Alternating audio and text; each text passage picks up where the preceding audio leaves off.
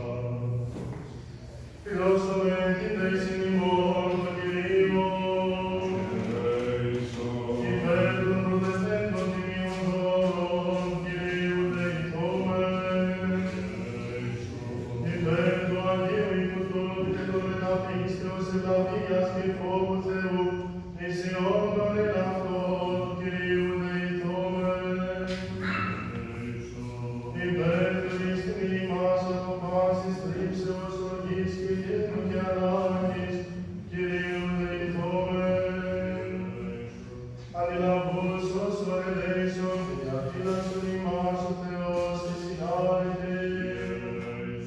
Την ημέρα πάσαν τελείαν Αγίαν εθνική και αναμάρτητον, παρά του Κυρίου ετισόμεθα.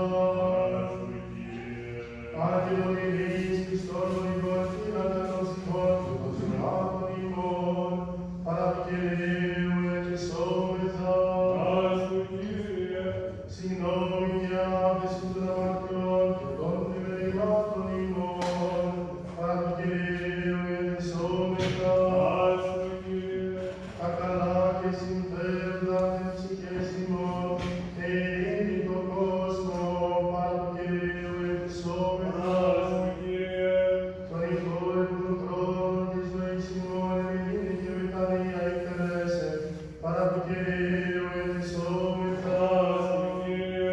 Χριστιανά πατέρη της ζωής ημών ανώδυνα ελέησινα ελληνικά και καλήν αυλογίαν, την ευή του φοβεροτήματος του Χριστού ετισόμεθα. Της Παναγίας Αγάπη υπερευλογημένης εν δόξα με τα πάντα των Αγίων πονεύσαντες για αυτούς και αλλήλους και πάσαν την ζωή ημών Χριστό τον Θεό παραθόμεθα. Για τον εκτιμών του μονογενούς σου Υιού, με το ευλογητός νυν, συν το παραγείο και αγαθό και ζωοποιό σου πνεύματι, νυν και αεί, και εις τους αιώνας των αιώνων.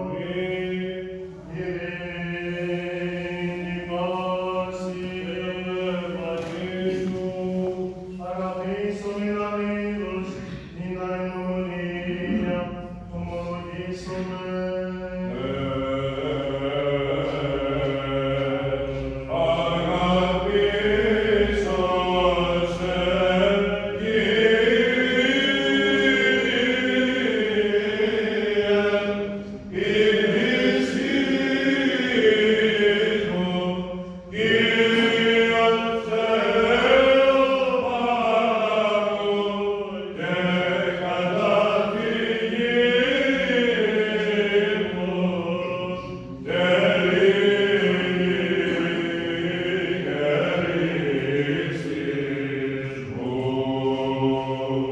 Τα στήρας, εν σοφία πρόσκομε.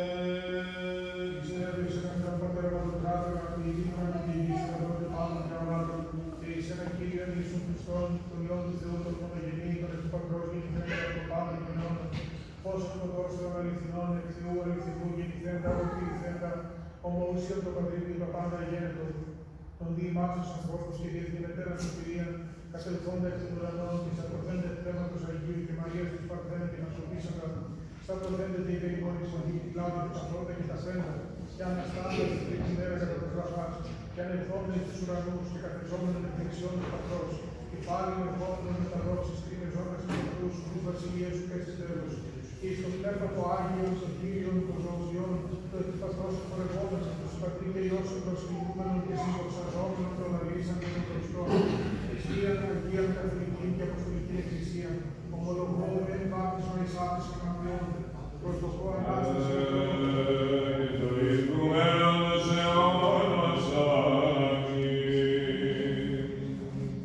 Στο μεγαλός, στο μεταφόν πρόσφερε, την Αγία Αναφορά, ειρήνη προσφέρει.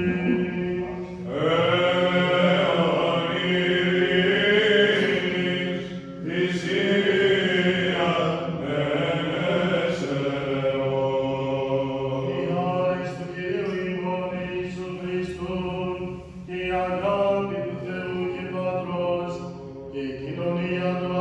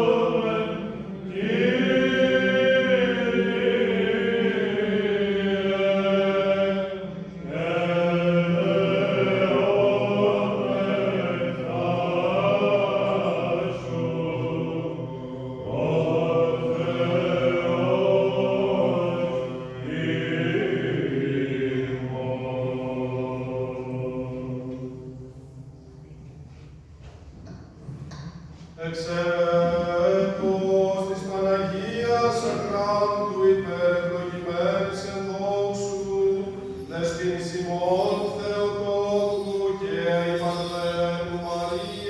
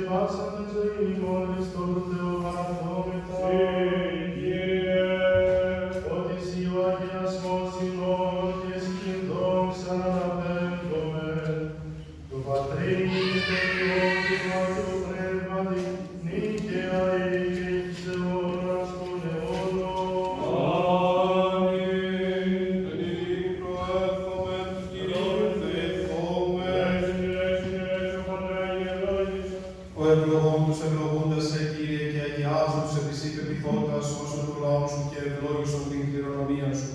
Το πλήρωμα της Εκκλησίας σου φύλαξον αγίαστον τους αγαπώντας την ευπρέπεια του οίκου σου. Σύ αυτούς αντιδόξου δική σου δυνάμει και μην καταλήφεις ημάς τους ελπίζοντας επισέ. Η ειρήνη των κόσμων σου δόρισε στις εκκλησίες σου τις ιερές, τις άκουσε μόνο το στρατό και παντή το λαό σου.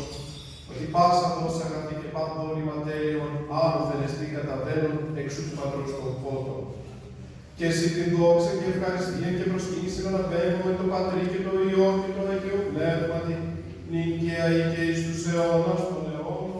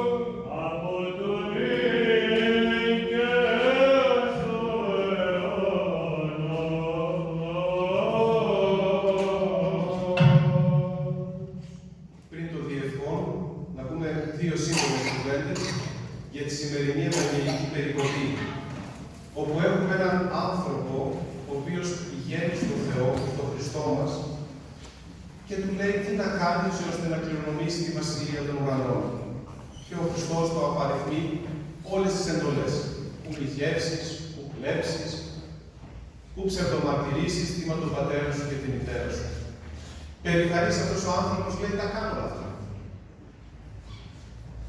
Όμως, ο Χριστός του λέει, σου λείπει ένα πράγμα. Ένα. Αν το κάνεις και αυτό, έχεις πάρει την βασιλεία των ουρανών.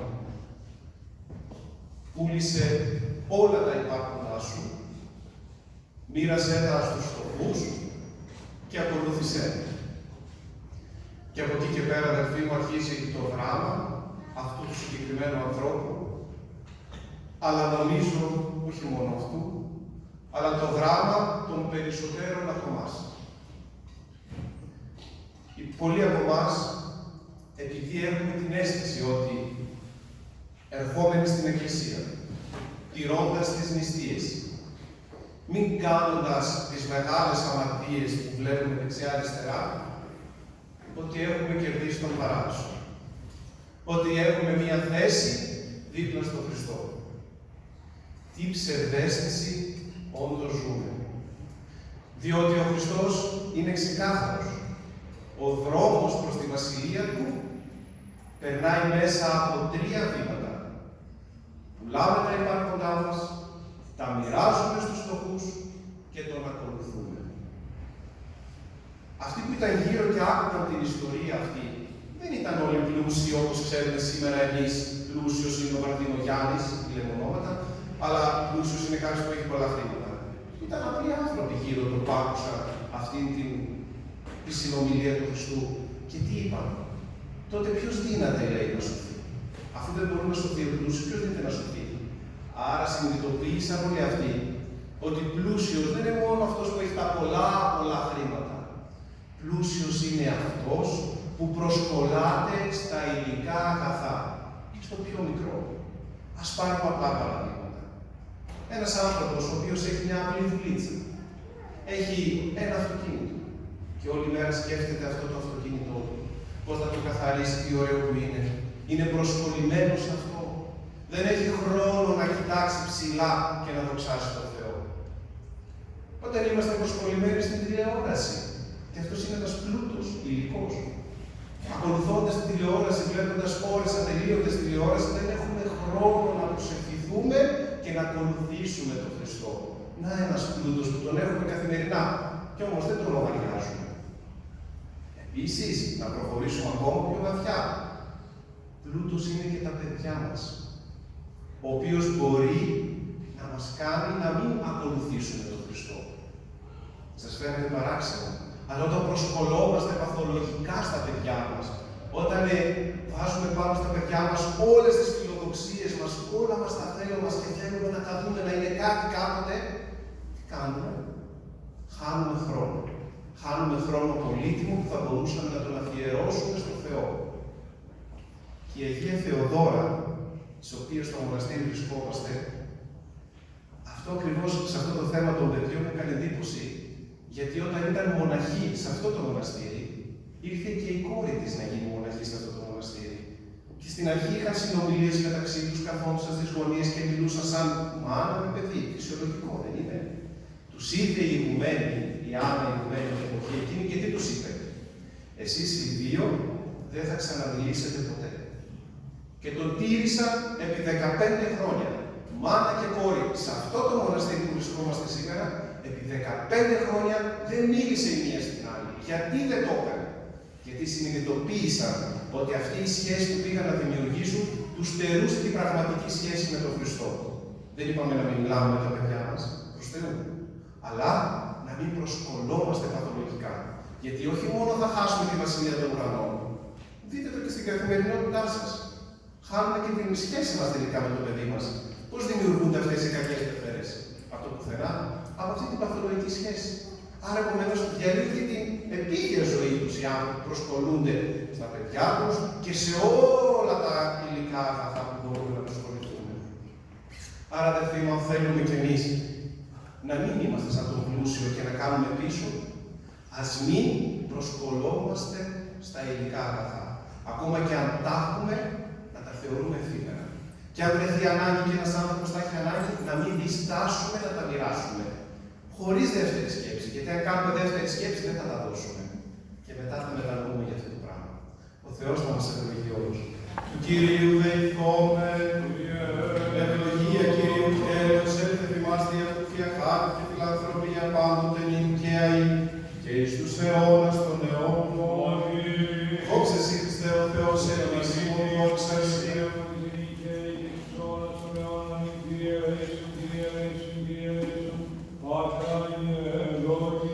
Ο Αναστάς εκ νεκρών, Χριστός ο αληθινός Θεός ημών, τες πρεσβείες Παναχράτου, δεσποίνης ημών Θεοτόκου και αη Παρθένου Μαρίας, δυνάμει του τιμίου και ζωλίου Σταυρού, προστασίες του τιμίου εκ ουρανίων δυνάμεων ασωμάτων, οικεσίες του τιμίου ενδόξου προφήτου προδρόμου και βαπτιστού Ιωάννου, των Αγίων ενδόξων και πανεπιστήμων Αποστόλων, των Αγίων ενδόξων και καλλινικών Μαρτίων, των Οσίων και Θεοφόρων Πατέρων, της Οσίας των Ιωσήμων,